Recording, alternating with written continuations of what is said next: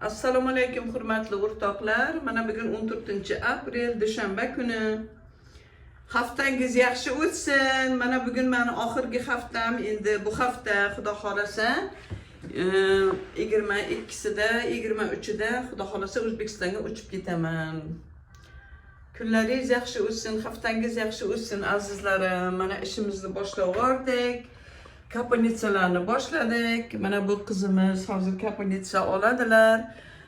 Bu kishi ensida bilan keluvdilar. Hozir yaxshilar. Mana bu ukamiz bugundan birinchi kaponitsasini boshladilar. Bu kishi oyirva bilan gaybarit bo'lganlar, yuvdirganlar, gaydi degan nimada lichina olganlar, hech qanaqa foydasi bo'lmagan. Kimdir menda davolangan ekan, o'sha kishidan eshitib mana keldilar. Bugundan xudo xolasa boshladik lichinalarni.